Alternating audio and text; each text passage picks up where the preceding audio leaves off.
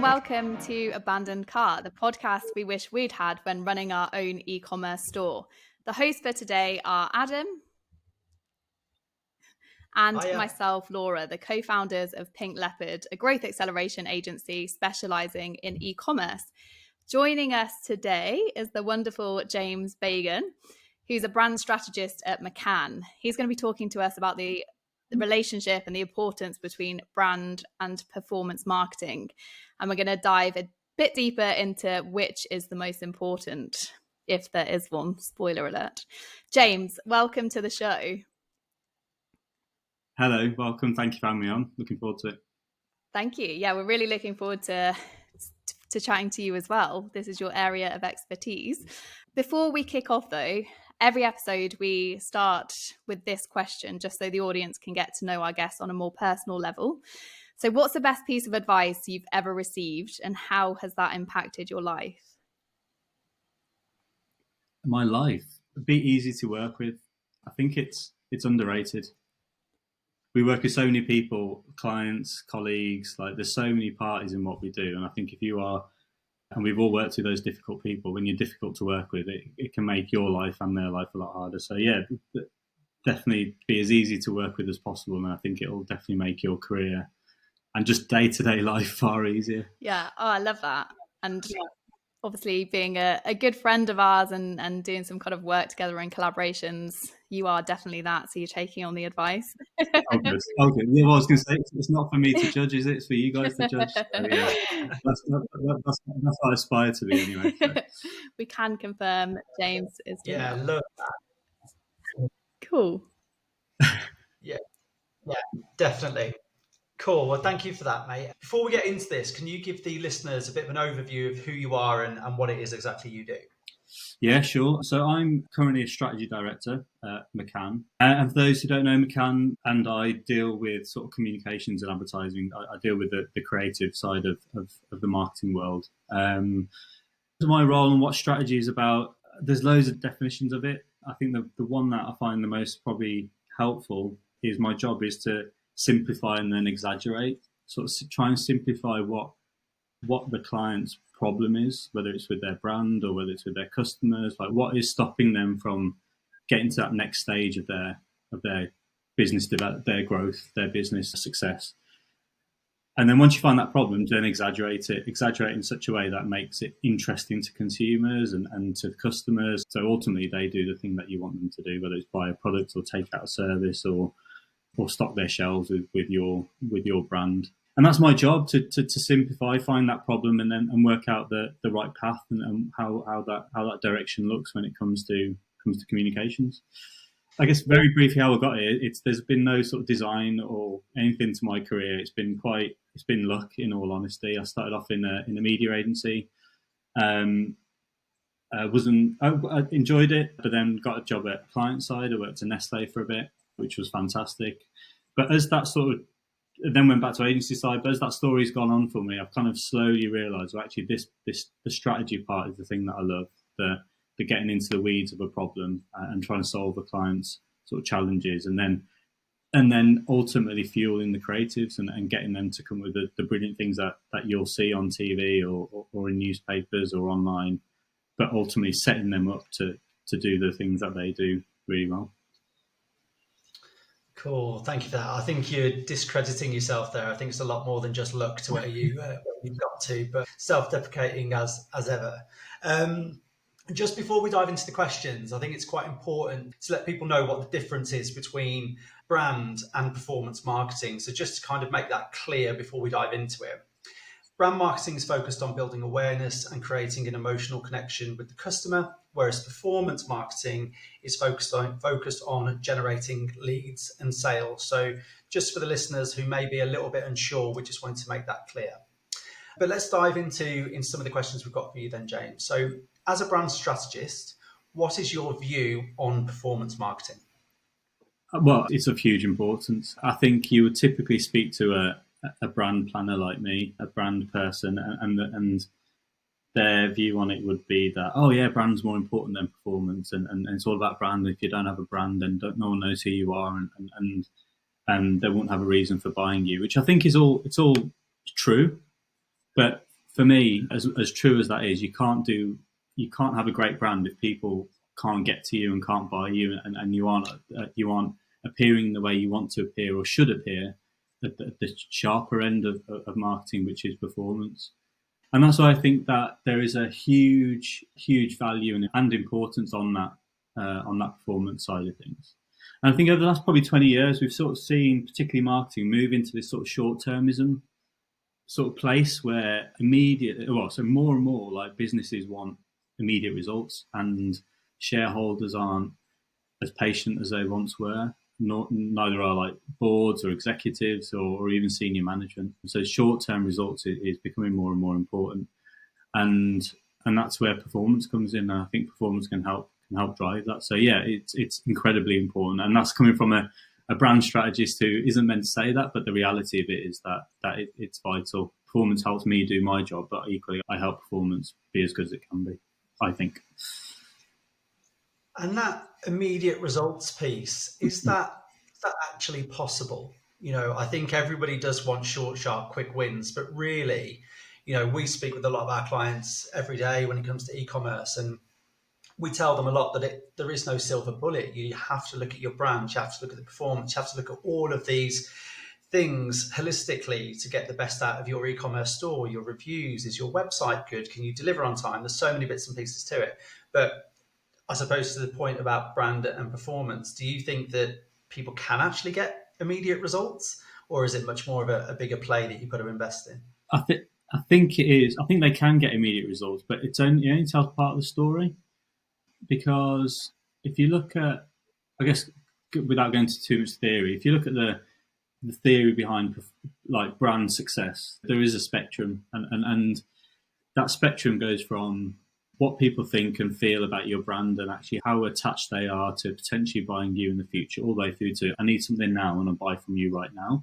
And that in itself is a spectrum. And if you just focus on that end bit, people buying you right now, you're kind of not really thinking about the other factors that drive a business success. And importantly, those other factors like brand, like how people feel and what they think about you, that is actually your dotted line to longer term success. Yes, we can get a sale right now and today.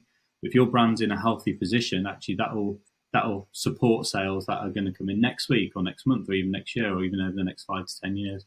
So yeah, just looking at that one window of performance, I think it is possible, and it is possible and important to focus on that. However, you are then not kind of ignoring the rest of that spectrum, which ultimately is where longer term success lies. So I'd be remiss just to look at one or the other. I think you need to look at both. Yeah, I think that's a really, really good point. Yeah, thank you for that. Okay, so for you then, what is the relationship between brand and performance? Yeah, similar to what I've just said, really. I think they're both indicators of success, but of different types of success. So as I said, I think when you're thinking about brand performance, generally brand is all about getting into the hearts of people and making them feel something, making them have an affinity of some level with your brand. Now again, you can't get too over the top with this, because we as consumers don't spend all day, every day thinking about brands. But we do have an attachment to some of them, and therefore we are more likely to buy some over the other. So when you're thinking about brand, you want to be a brand that is at least within consideration set. Talking about Nestle, when I used to work at Nestle, I worked on Kit Kat, and the whole ambition behind Kit Kat wasn't to be picked up every time you're at the shelf. They knew that was impossible. We all have a repertoire of chocolate bars that we would potentially consider, and only when you get to that moment when you're in front of the shelf will you decide, oh, actually, I fancy this one. Kit Kat's ambition wasn't to be the one that was picked up every time, because that's impossible. Their ambition was to just be considered, be in that top 2 or 3 that you would consider picking up if you wanted a chocolate bar. And that's what brand does. Brand helps get us thinking about those brands at the point of when we might want to purchase something. And that's the success. That's what brand looks like, and that's getting brands into our minds and sort of rattling around in our minds, even when we don't need that product or the service that they offer.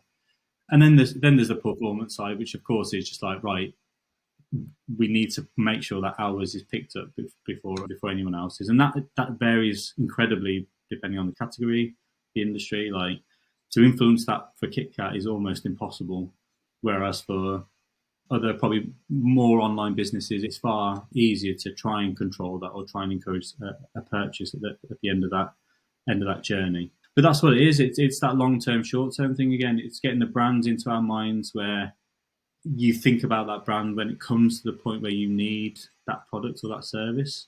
And then there's performance, which is make me want to pick it up right now. And again, you need both. One can't work without the other, especially if you want to consistently grow, have a healthy brand, and a brand that's fit for purpose today and what the next weeks, months, years brings.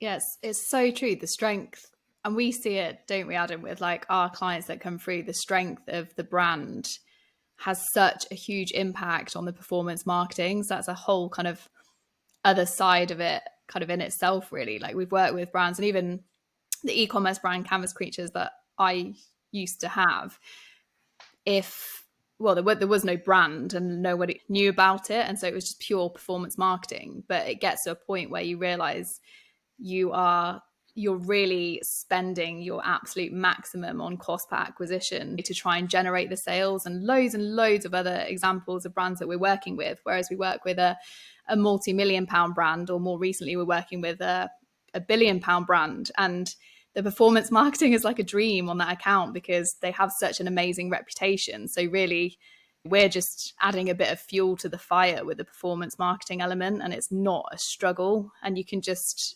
literally night and day, you can tell when they've been doing, other areas such as TV or radio, or they're doing PR stuff and influencer stuff, and we can kind of go in and run the paid ads and the email, and it takes off. So yeah, I love everything you're saying. Well, when you get to that sharper end of marketing, like we as consumers are like, okay, well, what's the price, and like what the benefits that this thing gives me? Is it got all the features that I need it to? We get into sort of quite rational, functional sort of thinking, and when you've got two products that do exactly the same thing and probably priced at the same, well, what's the thing that's going to make that difference? And brand is such a difficult thing to compare and have two brands that are exactly the same. That can often be the differentiator. And I can't take credit for this. It was an ex-colleague of mine, but he talked about the value of a brand. And if you've got a black t-shirt, a plain black t-shirt, a black t-shirt with a little Nike logo on it, and a black t-shirt with a little Adidas logo on it, how much would you prepared to pay for each of those t-shirts? And suddenly you're like, well, yeah, I'll probably pay a bit more for that Nike than the plain black. It's completely irrational. It's a black t-shirt, but that's how marketing and branding, and importantly how consumers' sort of minds work. And just on that, when it comes to, I suppose, pricing and cost and value, how can businesses balance both with limited budgets? It's tricky. It's really difficult, because when you talk about limited budgets, even the biggest businesses will have a finite budget, and they could always say, well, we need more money. So it is difficult, but it can be done. And again, sort of pointing back to the theory, generally, and this is over sort of thousands of case studies and years of marketing, there is generally a theory that says there should be a split with your budget 60-40. 60% should go towards brand and building the long-term health of your brand, and 40% towards performance. And the reason is behind that is that even though you think, oh my God, well, I need to sell stuff now, yet you're telling me to put 60% of it elsewhere. Well, the theory and the history shows that even if you spend 60% elsewhere, that actually makes your performance marketing work better over time. It becomes more efficient and it becomes more effective. So it's investing a bit over here to make actually something over there work far better over time. And right now, and you guys do it, you work really hard to make that sale for your clients, and at times it's easier and other times it's difficult. When there's that brand sort of conversation and marketing bubbling away over there, it will generally over time make what you guys do easier, because that's going to do a lot of the heavy lifting when it comes to performance. So the theory says 60-40, but again, that can vary. That's just a rule of, it's just a guide really. If you are a premium brand, for example, and you want to keep your prices high and keep people paying a little bit more for your product, your service.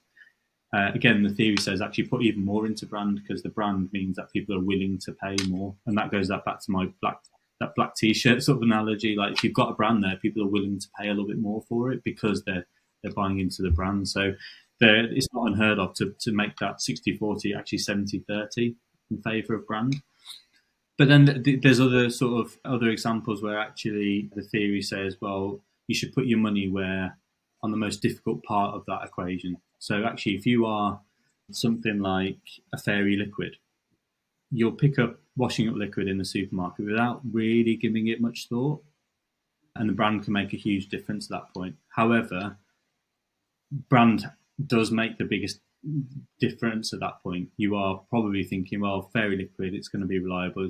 I know I only need a drop of it, etc., etc., etc. So the theory there says actually for someone like fairy liquid, they should put more money in performance and activation, because that's the harder thing for them to convince people to pick up them rather than a Sainsbury's own label.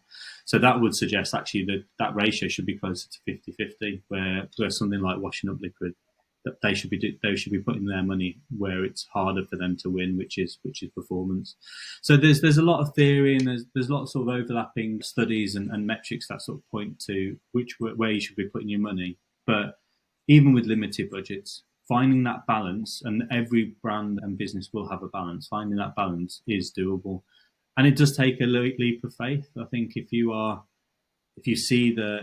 a business and you see the long-term potential of it, then not putting all your money in performance and actually make sure that balance is right between brand and performance will, and it guaranteed will, help your business later down the line, and it will make things easier later down the line, where actually you can get to the point where you can scale back certain parts of your budget because your brand is fueling the fire for you, and it's doing, like I said, the heavy lifting when actually just focusing on performance means you have to work really, really hard for each and every sale, and you're not having that support from a brand point of view that you could have. I was speaking to a brand the other day, actually, a flooring brand, a huge flooring brand in the UK, and they were saying he was the director of marketing, so he was very much in your camp around branding, and I think his board of directors were very much kind of performance marketing, pump everything into that. And he said so they really pull back on their TV campaigns that had gotten their business to sort of where they are now. And he sort of said, this is going to really impact our sales, like it'll be quick wins.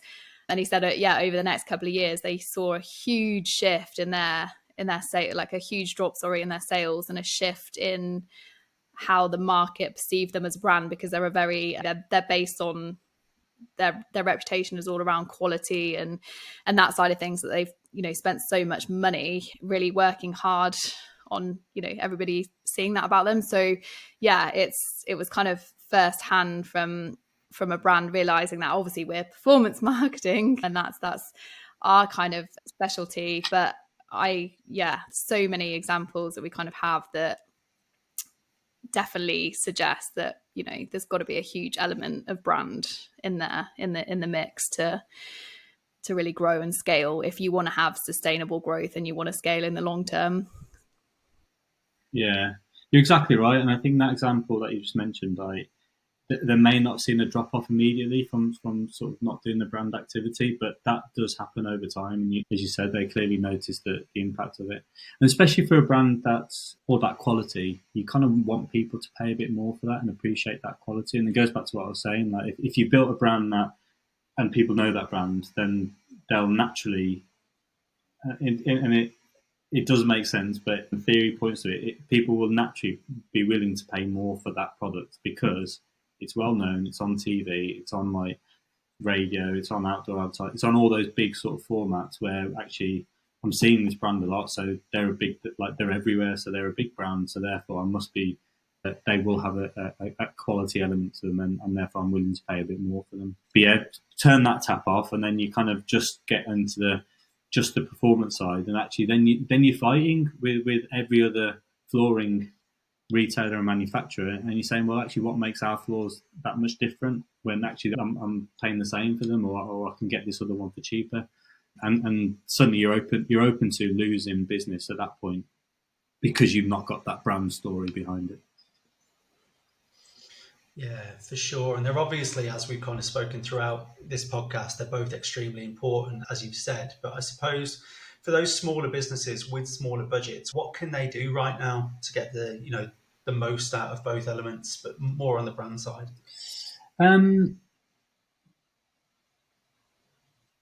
I think that the best thing that they can do, even with like really small budgets, is at least have a start to think about what their brand is about. What is it trying to say? What is it representing? What do they want people to think about it? Because even if they were to put all their money into performance, let's say, performance is still marketing, and you can still get certain messages across that give people an idea of what your brand is about, and what you're trying to say and why you are different from other people. Of course, it's harder because you are, like I said, at the sharper end, and you want consumers to take action, and you don't want to distract them from doing anything else. It needs to be a very clear and focused message at that point. However, having an appreciation of what your brand is and where it's trying to go, and what you're trying to be, can inform how you do that performance marketing, not only from a content point of view, but where you appear, and the associations you build. So subliminally, you can start to build that brand, but you can only do that when you know who you are, when you know what you're trying to be, when you know what makes you different from your competitors, and why someone should pick you up or choose you over someone else. Once you've done that, the homework behind it, then you can start to shape, and it should start to shape the rest of the activity. So yeah, even in the short term, if their limited budgets were in the performance world, that's okay. The point being that actually, if it's done with the thinking behind it, that transition can be slow, but that transition, if it slowly does happen, will have a longer term benefit. I think it's an appreciation and awareness of the importance of brand and the role it's playing at that point that at least starts to pave the way to getting to a point where, yeah, you can do a 60-40 budget split and you're doing the right thing. To tell a brand right now, you've got small budgets, you want to spend 60% over here, like, you've got to be realistic. Like, they're not going to do that, and nor would you expect them to do that. However, working towards that is absolutely the right strategy to do, but you can only do that when you know what your brand story is and what you're trying to be, and what makes you you, and why you want people to choose you. Just on that, would you say things like PR and putting money into that is a brand building strategy? So you're not going straight for, like huge TV campaigns, or maybe you'll go for like a localized Sky campaign, for example. Are they some of the things you do? Yeah, absolutely. Even just digital display like that. Our brands have built themselves from just doing online advertising across social and display and email, and all the things that you guys do. Like that it is very possible to build a big brand and be well known through those means. And again, there's sort of some white papers out there that kind of show how that can be done and has been done. So yeah, PR is another great one. I guess the point being that you want to appear in places that have good associations. So, like, for example, digital displays, it's better for you to be on the Guardian than the Daily Mail, depending on your brand. Like that kind of association can rub off on your brand, and so it's important to understand where you appear, and just appearing somewhere where you can talk to people about why they should buy, who you are and why they should buy you, as opposed to telling you to click this button now and order now, or add to your basket, or whatever it might be. It's just somewhere, a place where you can talk a little bit more broader. And to your point earlier, Adam, like to have, for people to have an awareness of you, for people to know who you are and why they should know you. And yeah, PR's brilliant for that. PR, editorial type stuff, like pop-up shops, all that is brand activity. Of course, people might buy something there and then. Brand does drive some sales. It's not to say that these two things are completely separate, but it's just a place where you're not so much focused on people buying you. You're more focused on actually getting your story across and getting people to know who you are and why they should remember you. Yeah. Thank you. I think, and as you say, there's definitely an element of that with performance marketing. We kind of audit so many accounts, if it's Google accounts or Facebook accounts, and it's so, really heavy on that, just, cost per acquisition and return on ad spend, which is obviously a huge part of what we do. But I don't see many accounts really, as you said, like getting to the bottom of their brand and why they're different and what their, their hooks, their angles are, really sort of digging deep on that and having creatives kind of around that aren't necessarily all this. There's so much right now to have user generated content and have short TikTok videos, but they're not really your kind of brand building creative. So I think there's definitely got to be, I think brands need to do a bit more research and spend a bit more money on those creatives, even they're going into performance marketing.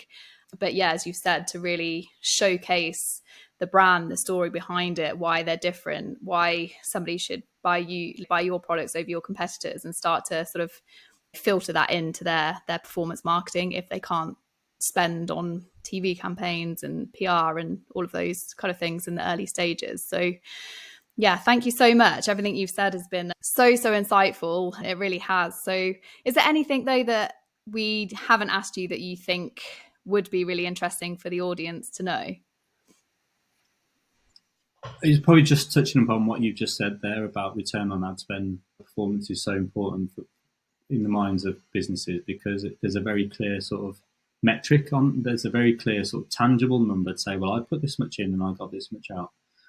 And part of the whole brand versus performance thing is that it's not one or the other, it's both. And therefore, actually, what's the equivalent for brand? How do I know I've got something back for that? And taking your flooring company as an example, like that, they want to be known for quality. So if quality is the one thing that they want to be known for, there are ways that they can track that and see if that quality message is getting through to consumers. And if that's the one thing they're known for, want to be known for, then that's the thing that they can focus on. So there are ways you can measure brand, and you can start to think about, like, we want to be known for these things. Let's track that over time.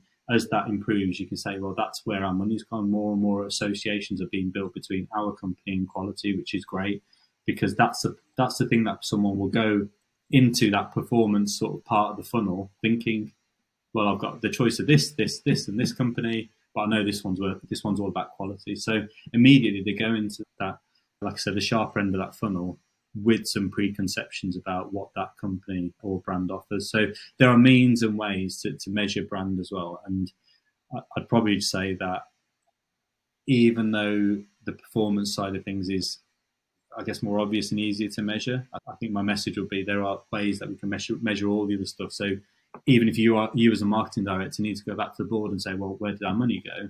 Yes, you can talk about return on ad spend, but there are also the metrics you can use to say, well, and also this is how it's improved our brand. These are the associations we've built. This is what we're known for. This is where we're strongest when it comes to what people think about us. And that's the thing that people will know going into considering a new floor. So yeah, it's sort of building this bank of knowledge for our clients, for marketing directors, so they can go back to a board and say, well, yeah, this is where your money's gone. Money over here is giving us this, and money over here is giving us this, which feeds the sort of the long-term success of the brand. Amazing, thank you. I feel like we need a whole new podcast episode on how we can how we can measure and track brand marketing. But yeah, we'll definitely have to get you back on the show, James. Thank you so much. So for everyone listening, how can our listeners connect with you? LinkedIn, I guess. Yeah, perfect. Is it just James Bagan? Yeah, LinkedIn. Just James Bagan. I think there's only two other James Bagans, and I have Googled them. One's in capital investment, and I'm not sure what the other guy does, but we don't look alike, so you should be fine fairly easily. Amazing. Thanks so much. So thanks everyone for listening. If you enjoyed the show, please subscribe and follow us for more episodes and content coming soon. And if you'd like to discuss any aspect of your performance marketing for your business, then our Pink Leopard team will be more than happy to help. You can head to our website, www.pinkleopard.co.uk. Thanks so much, everyone. Thank you. Thank you.